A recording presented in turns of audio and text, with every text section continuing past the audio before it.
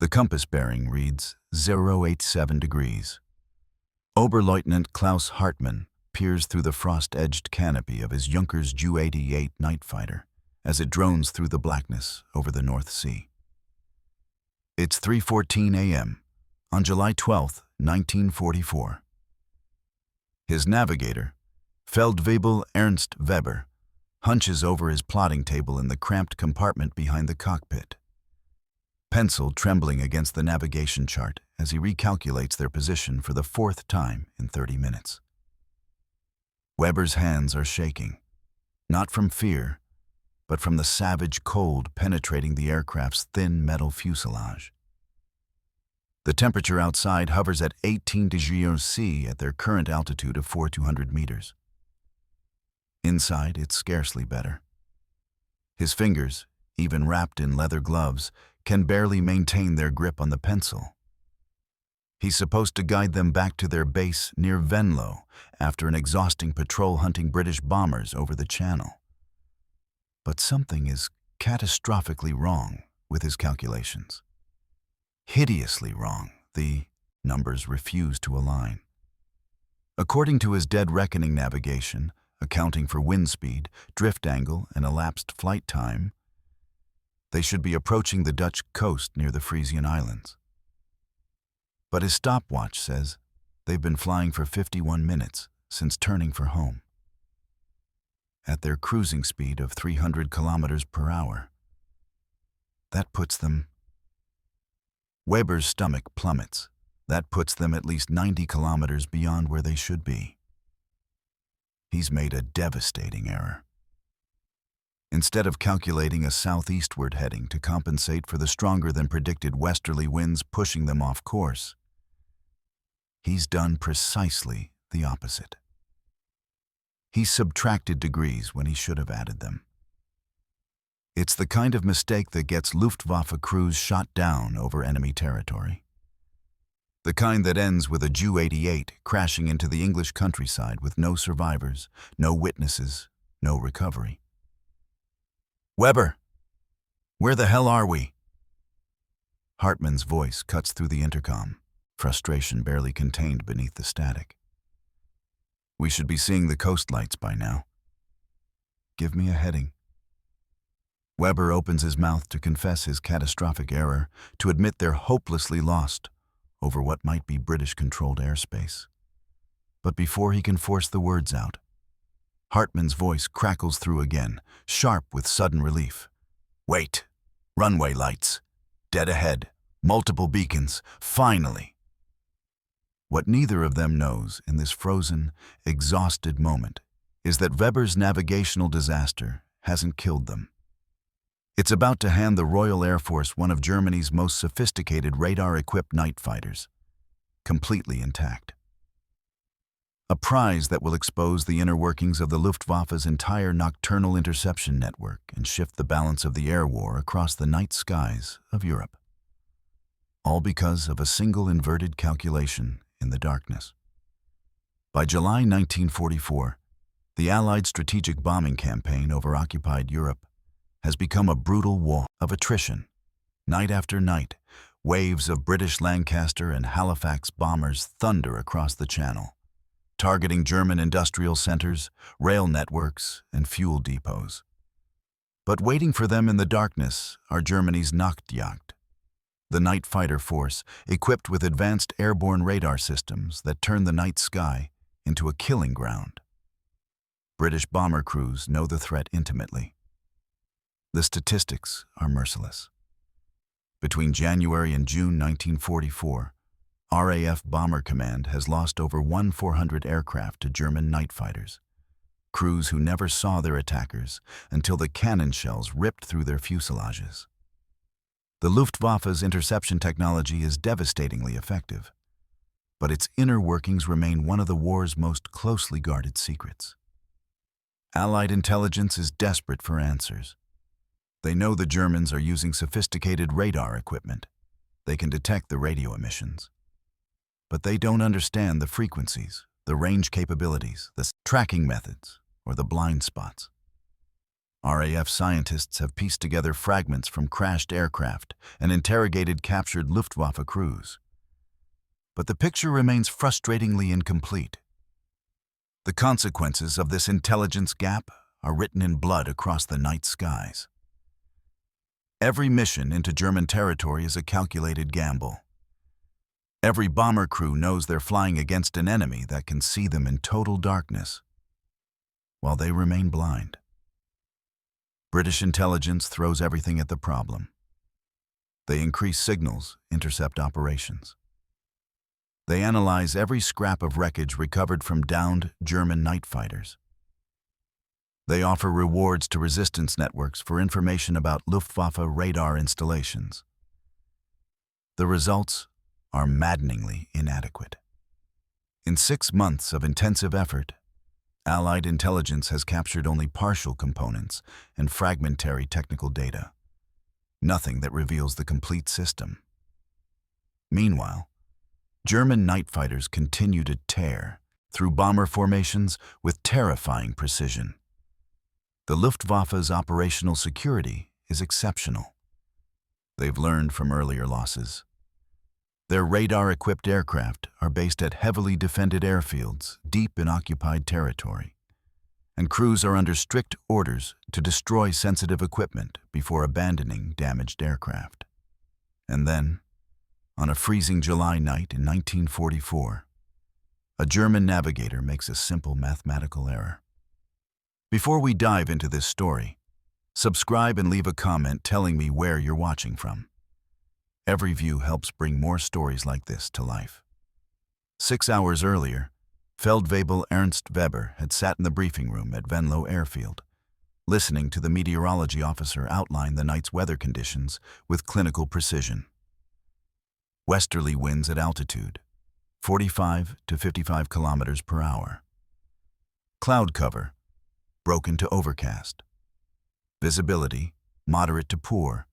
Temperature at 4,000 meters, minus 18 degrees Celsius. Standard conditions for a summer, night patrol over the North Sea. The mission itself was routine, or as routine as Luftwaffe night operations ever were in the summer of 1944. Hunt for British bombers returning from raids over the Ruhr. Provide air cover for coastal installations. Return before dawn. Weber had flown dozens of these patrols. The mathematics were always the same. Measure elapsed time, calculate distance covered, adjust for wind drift, plot position, determine heading home. Dead reckoning navigation. The phrase itself carried a grim double meaning. In the darkness, with no visual landmarks and radio silence strictly enforced to avoid British direction finding, everything depended on mathematics. Wind speed multiplied by time equals drift distance. Drift distance converted to degrees of heading correction. Add or subtract based on wind direction relative to desired course. Simple arithmetic that a schoolchild could manage. Except when you're freezing, when your hands shake so violently you can barely hold the pencil. When you've been airborne for 3 hours and exhaustion is crushing your concentration like a vice.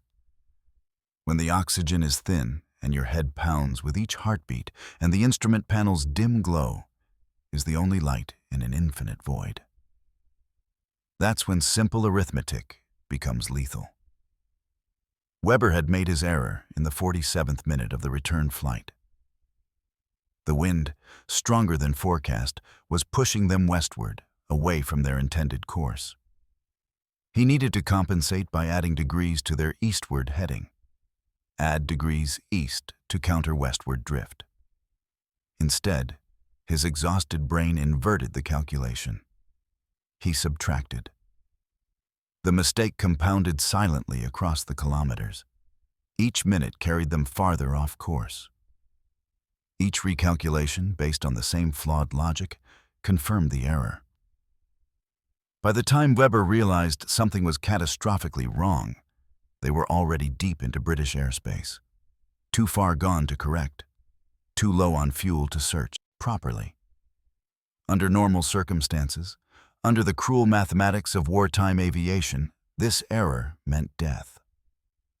Crews who strayed into enemy territory didn't come home. They were shot down by night fighters, torn apart by anti-aircraft fire, or simply vanished into the sea when their fuel ran dry. The North Sea was littered with aircraft that had gotten lost in the darkness. Instead, fate had guided them with perverse precision directly toward an operational RAF airfield. Now, as armed British soldiers surround the Ju-88, Weber sits frozen in his navigator's seat. Through the canopy, he watches rifles being raised, hears shouted commands in English, sees the beams of searchlights turning night into day.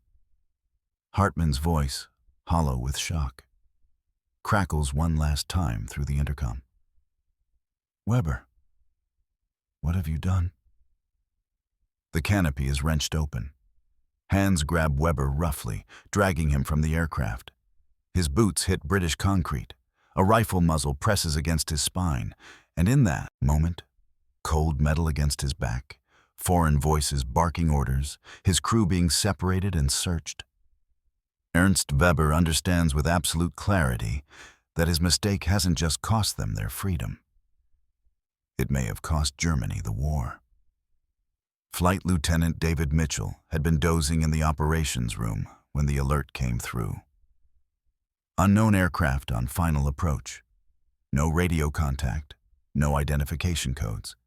He'd sprinted to the control tower expecting a damaged British bomber making an emergency landing. It happened occasionally. Crews limping home on fumes and prayers. What taxied out of the darkness and onto RAF Woodbridge's runway was something else entirely. "Christ almighty," the tower officer whispered. "That's a bloody Jerry." For 3 seconds, nobody moved. Then the airfield exploded into controlled chaos. Alarms shrieked across the base. Ground crews scrambled from barracks, pulling on jackets as they ran. Armed guards formed a perimeter around the aircraft. Rifles trained on the canopy. Fire crews positioned their vehicles at cautious distance, engines idling, ready for anything. The base commander's staff car roared across the tarmac, headlights cutting through the pre-dawn darkness. Mitchell reached the aircraft just as the German crew was being extracted. He barely noticed them. His attention was riveted to the aircraft itself, the distinctive silhouette of a Junkers Ju-88 sitting calmly on British soil as if it had every right to be there. Intact, undamaged. Engine cowlings cool but not cold. Fuel still sloshing in the tanks. "Lock down the entire perimeter," the base commander snapped, striding toward the aircraft. "Nobody comes near this without clearance. Get intelligence on the phone, now." Wing Commander James Stafford arrived 14 minutes later, his staff car skidding to a halt beside the Ju-88. Stafford commanded RAF Bomber Command's Technical Intelligence Unit, the men responsible for extracting every scrap of useful information from captured German equipment.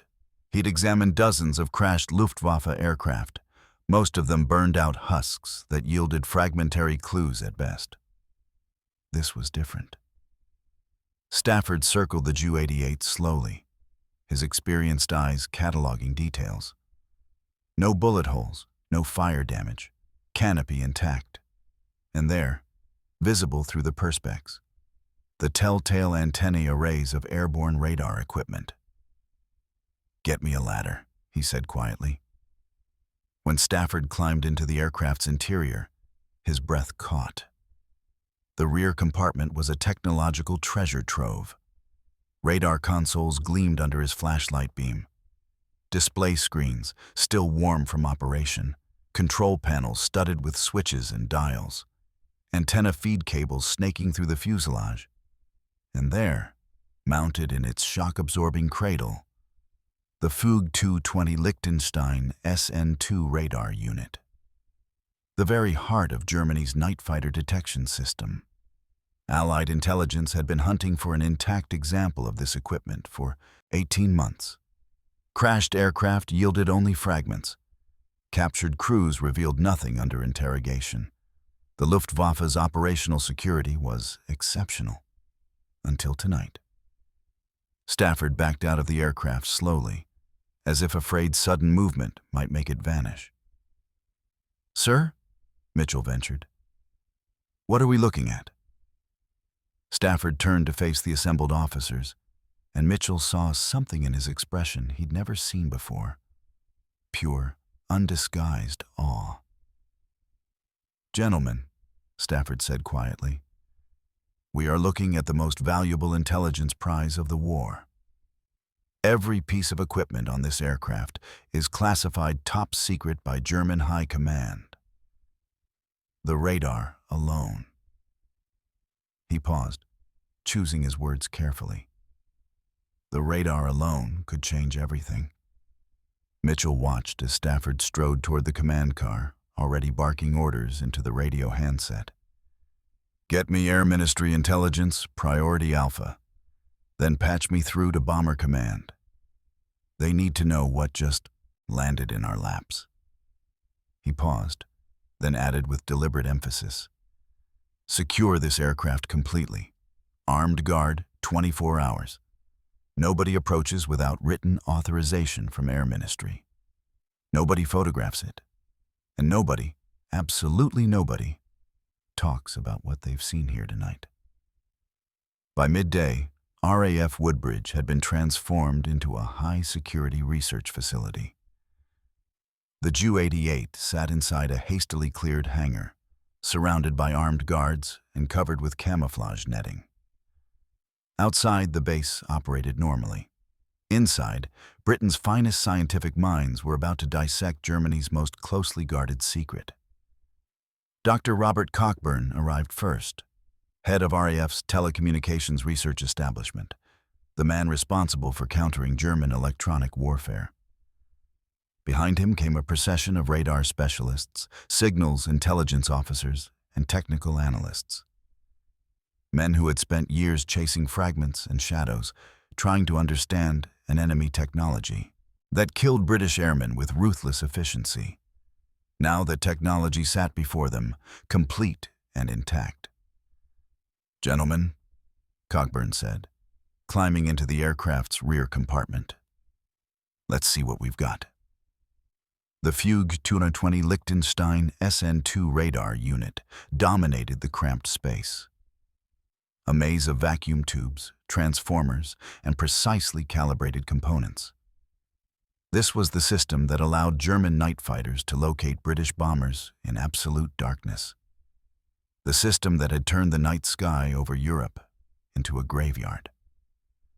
For 18 months, RAF Bomber Command had been bleeding to death because of this machine. Night after night, Lancaster and Halifax crews disappeared into the darkness over Germany, never to return. Some were claimed by flak, some by mechanical failure, but hundreds, thousands, had been hunted down and destroyed by Luftwaffe night fighters guided by this radar. The mathematics were brutal. In June 1944 alone, RAF Bomber Command lost 247 heavy bombers to night fighters. Each bomber carried 7 men. That was over 1,200 airmen, dead, captured, or missing, in a single month. Young men who never saw their attackers, who never knew they'd been detected until cannon shells ripped through their fuselage at 300 miles per hour. And the weapon that found them in the darkness was sitting right here. Squadron leader Harold Jordan, a radar specialist who'd interrogated dozens of captured Luftwaffe crew members, stood before the display console with something approaching reverence. "They told us nothing," he said quietly. "Every prisoner we questioned, pilots, radar operators, ground crew, they all claimed ignorance or simply refused to talk. Standard denials. I only flew the aircraft. I never understood the equipment. Those details are classified." He gestured to the glowing cathode ray tube. "Now we don't need them to talk. The machine will tell us everything." Dr. Cockburn ran his hand along the antenna feed cables, tracing them from the nose-mounted array back to the receiver unit. Frequency range, signal strength, detection patterns, tracking capabilities, blind spots. He looked up at his assembled team.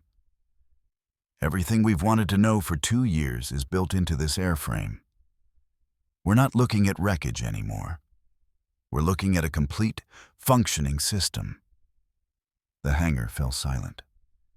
Outside, the war continued. Bombers prepared for tonight's raids. Crews attended briefings, knowing that some wouldn't return. German night fighters waited in the darkness, their radar eyes scanning for targets. But inside this guarded space, the balance was about to shift. Cockburn straightened, his voice taking on formal authority. Begin documentation. Photograph every component from multiple angles before we touch anything. Map every connection. Record every setting on every dial. Then we dismantle it piece by piece and learn how the Germans see in the dark. He paused, looking at the radar unit one final time. And then we blind them. For 6 days, the lights in Hangar 7 never went out. Dr. Cockburn's team worked in rotating shifts, dismantling the FUG 220 radar with surgical precision. Every vacuum tube was tested, every circuit traced, every frequency measurement recorded in meticulous detail. The hangar became a monastery of science, silent except for the scratch of pencils, the hum of test equipment, and occasional bursts of urgent conversation. The first breakthrough came on day 3. Frequency range, 85 to 90 megahertz, announced Dr. Peter Williams, hunched over an oscilloscope at 2:47 a.m. His voice was hoarse from exhaustion, but electric with excitement. That's why our window chaff hasn't been working. We've been jamming the wrong frequencies entirely. Window, strips of aluminum foil dropped from bombers to confuse German radar, had been effective against earlier Luftwaffe systems. But the Liechtenstein SN2 operated on completely different frequencies, rendering British countermeasures useless. Bomber crews had been dying while dropping chaff that the German radars simply ignored. Now they knew why. Squadron leader Jordan spent 48 hours straight analyzing the radar's tracking mechanics. He mapped how the system locked onto targets, how it calculated range and bearing, how the operator interpreted the cathode display. And then he found something extraordinary. There's a minimum range limitation, he reported to Cockburn, spreading charts across the workbench. Below 400 meters, the radar goes blind. The returns overlap, and the operator loses the target completely. Cockburn leaned forward. Blind spot? Massive blind spot. If a bomber crew knows they're being tracked, and they can get the night fighter to close within 400 meters before opening fire.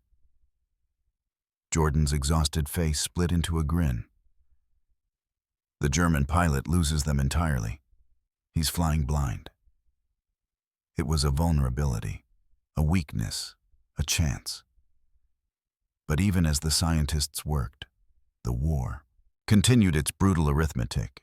On the night of July 15th, 3 days after the Ju-88's capture, RAF Bomber Command launched 598 aircraft against targets in Munich. 38 failed to return. 266 men gone in a single night.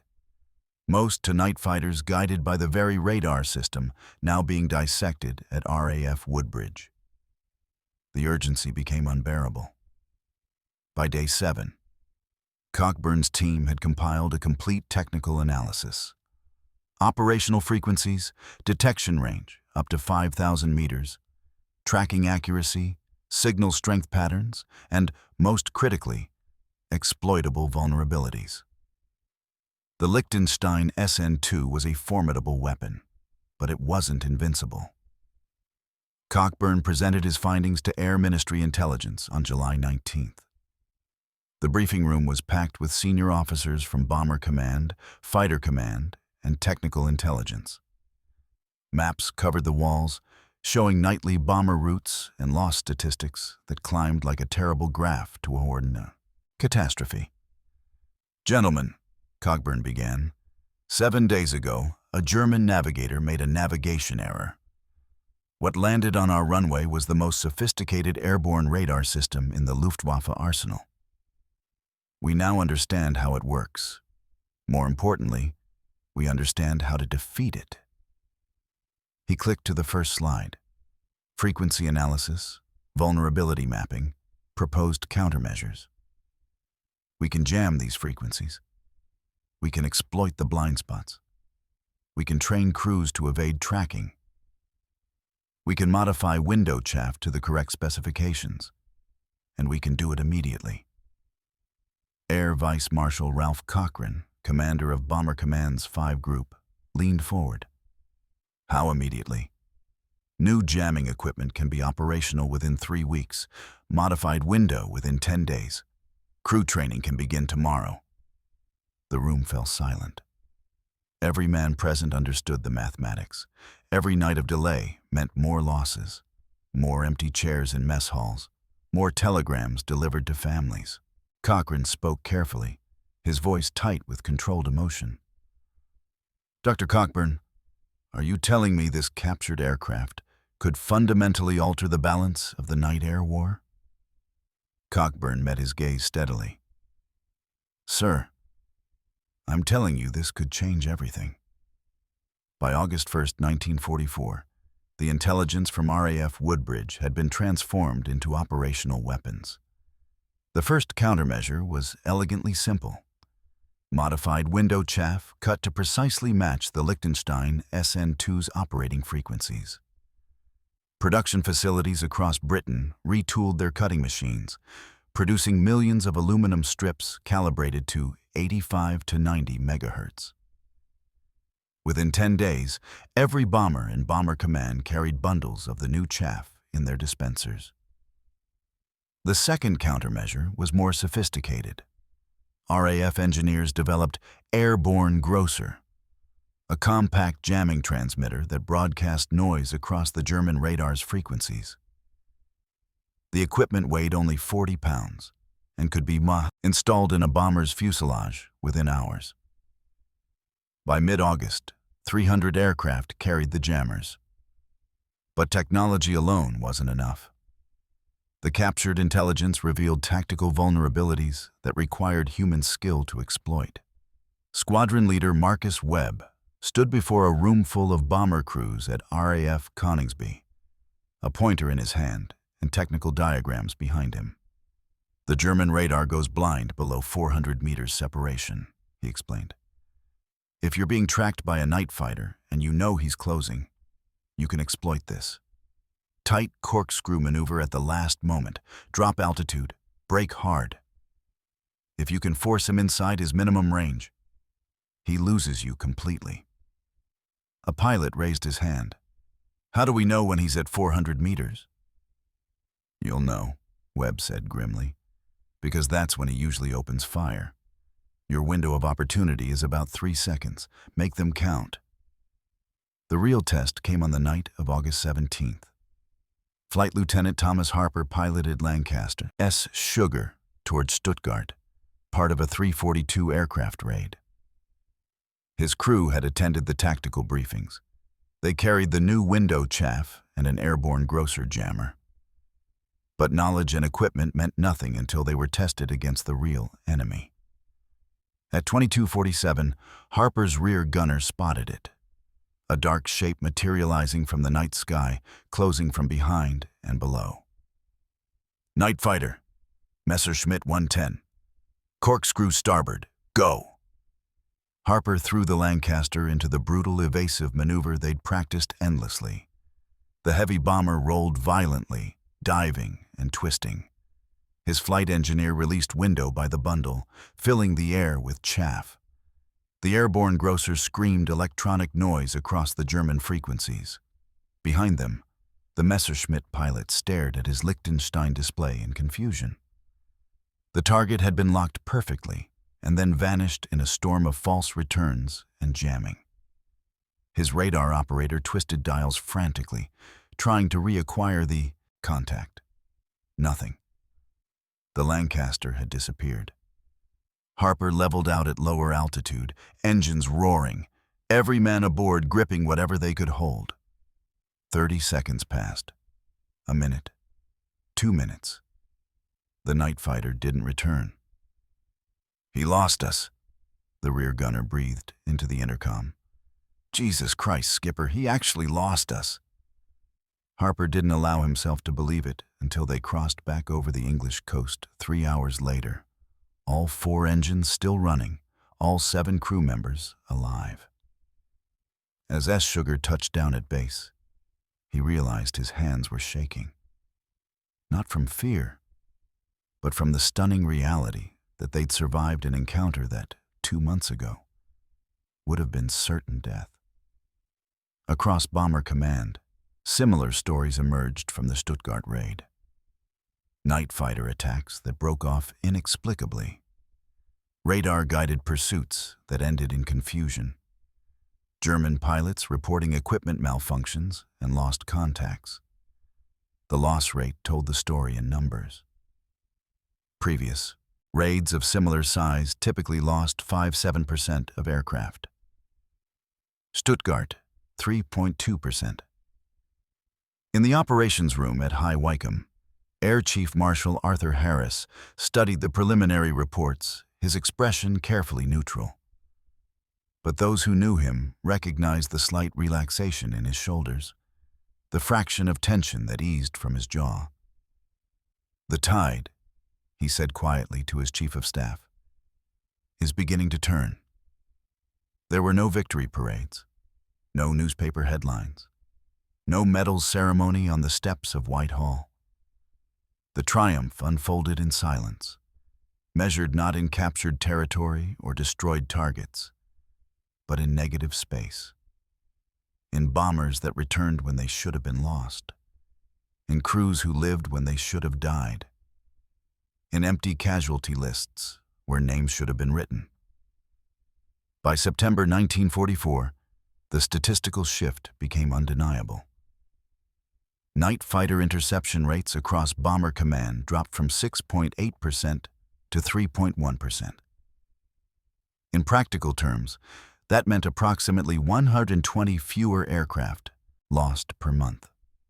Each aircraft carried 7 men. The mathematics were simple. The captured Ju-88's secrets were saving roughly 840 lives every 30 days. But there were no announcements. The intelligence breakthrough remained classified at the highest levels. Bomber crews knew their new equipment worked. They experienced it firsthand in the desperate darkness over Germany. But they didn't know why. They didn't know about the navigation error over the North Sea, or the intact aircraft sitting in a guarded hangar, or the scientists who'd unlocked its secrets.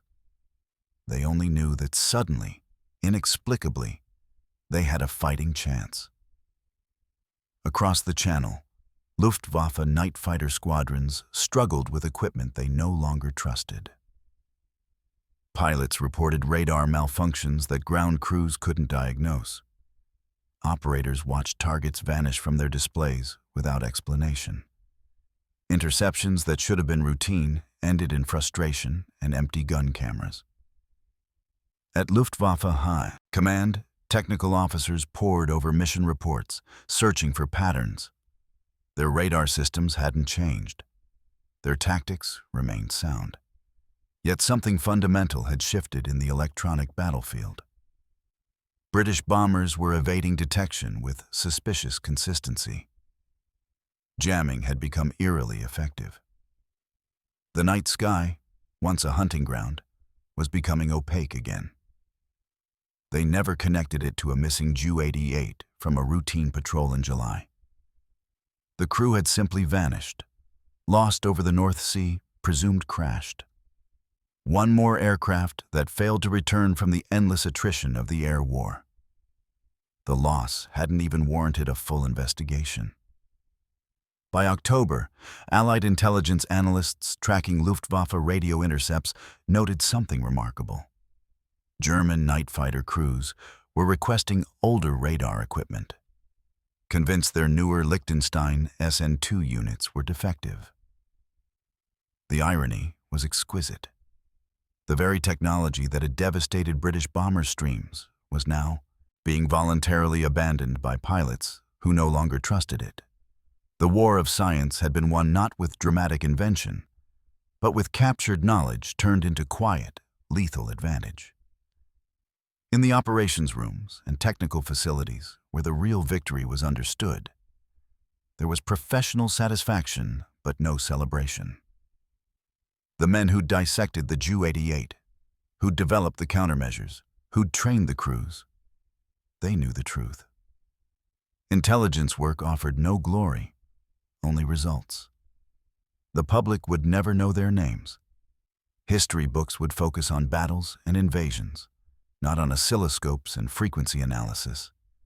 But every morning, when they read the overnight loss reports and saw the numbers falling, they understood what they'd accomplished. In a locked file at RAF Woodbridge, a thin folder contained the complete record. One Junkers Ju-88, captured intact on July 12, 1944. Cause of capture: navigation error by Feldwebel Ernst Weber, who had inverted a wind correction calculation during return flight from patrol. The folder included no assessment of strategic value, no calculation of lives saved. Just technical specifications and a brief incident summary. But those who knew, who truly understood, recognized it for what it was. The moment a single pencil mark on a navigation chart changed the course of the air war over Europe. All because a freezing, exhausted navigator had subtracted when he should have added. All because simple mathematics, done wrong in the darkness, had guided Germany's secrets directly into British hands. Feldwebel Ernst Weber spent the remainder of the war in a prisoner of war camp in northern England, surrounded by barbed wire and silence. The British interrogators had been professional, almost gentle. They asked about his training, his squadron, his missions. Standard questions that Weber answered with standard evasions, adhering strictly to the protocols drilled into every Luftwaffe airman. Name, rank, Syria number, nothing more.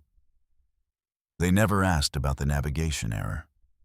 They never revealed what they'd found aboard his aircraft.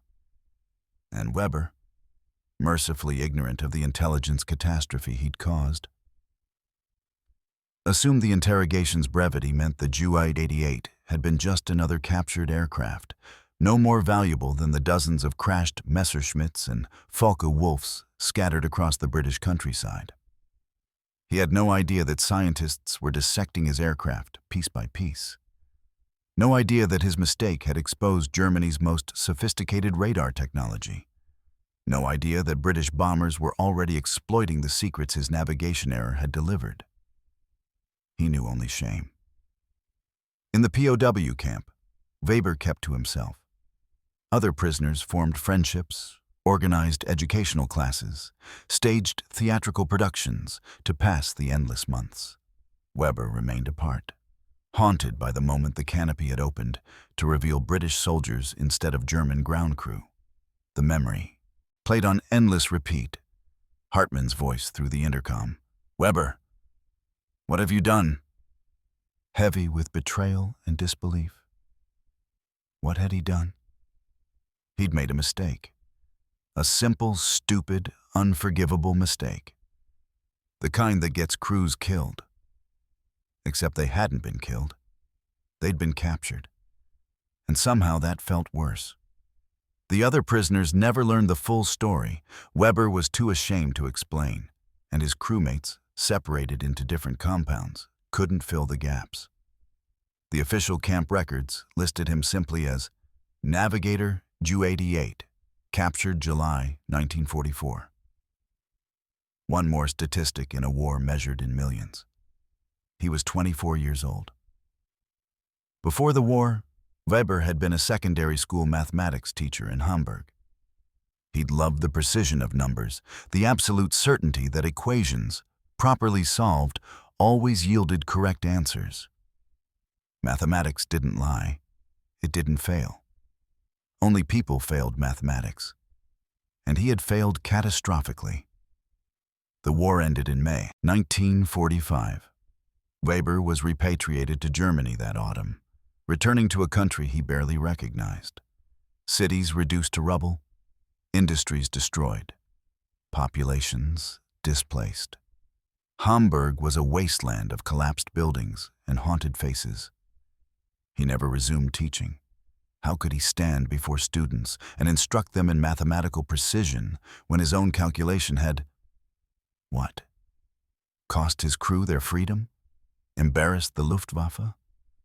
He didn't know the full consequences. He would never know. The historical record offers no further trace of Feldwebel Ernst Weber. No post-war career, no memoir, no interview in the countless books written about World War II aviation. He vanished into the anonymity of millions of German veterans who returned home and tried to forget.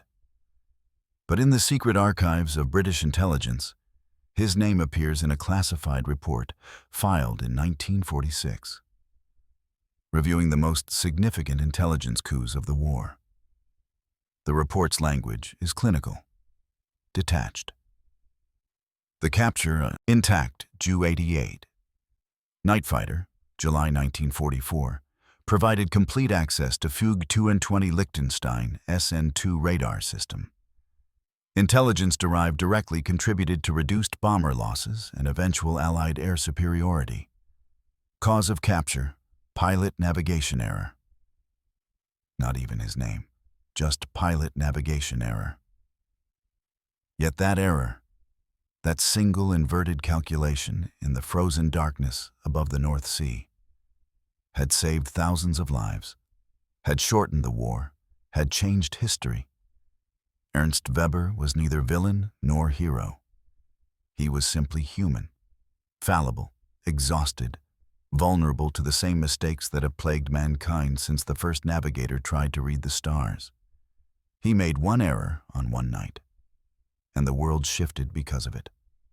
The Allied victory in the night skies over Europe was never attributed to a single cause. Historians would credit improved tactics, advanced jamming technology, superior training, and the gradual erosion of Luftwaffe resources. All true, all documented in BAM, official histories, and strategic analyses. But buried in classified files, declassified only decades later, lies a different story. A story of how one of the war's most significant intelligence breakthroughs began not with brilliant espionage or daring commando raids, but with simple human error. The strategic outcomes were measurable and profound. Between August 1944 and the war's end in May 1945, RAF Bomber Command's night fighter loss rate remained consistently below 4%, less than half the rate from the spring of 1944. Thousands of airmen who statistically should have died over Germany instead completed their tours and returned home. Bombing accuracy improved when crews could focus on targets rather than survival. German industrial capacity, already strained, buckled under sustained aerial assault it could no longer effectively defend against. The Luftwaffe never recovered its nocturnal advantage. By early 1945, German night fighter squadrons were grounded not from lack of will or courage, but from fuel shortages, broken supply chains, and the bitter realization that their once formidable radar technology had been comprehensively defeated. All from one aircraft, one mistake, one July night. The irony cuts both ways. Ernst Weber's error cost Germany incalculably, yet he would never face trial as a war criminal or be condemned as a traitor. He was simply an exhausted navigator who inverted a calculation under conditions of extreme stress. The war was full of such mistakes. Most killed the men who made them. This one happened to save the enemy. There is something profoundly human in this narrative.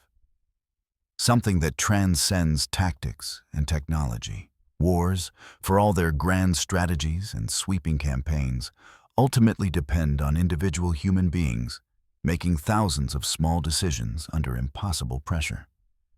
Most of those decisions vanish into historical obscurity.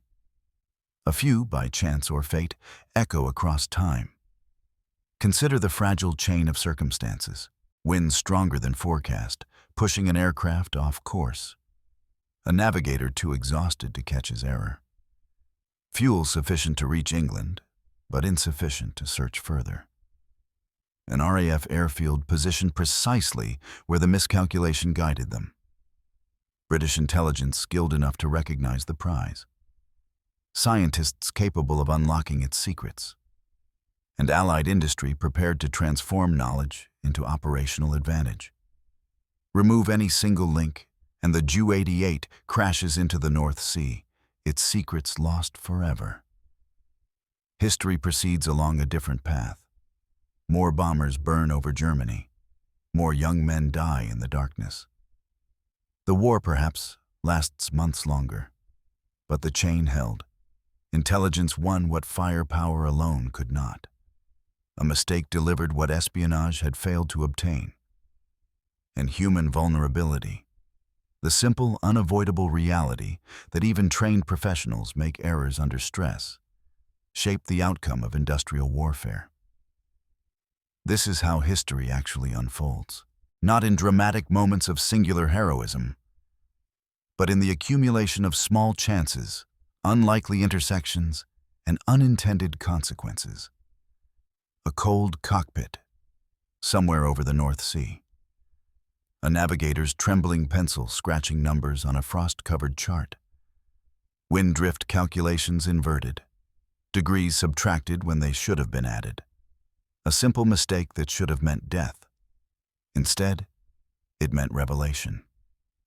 The wheels of a Junkers Ju-88 touching down on British concrete. Headlights exploding from the darkness. A radar system, intact and waiting, holding secrets that would save thousands. One wrong number in the silent sky. And the night over Europe would never be the same. If you find this kind of forgotten courage as fascinating as we do, we'd be honored if you'd hit that subscribe button. We believe these stories of defiance and sacrifice deserve to be told. And by subscribing, you help ensure they aren't forgotten.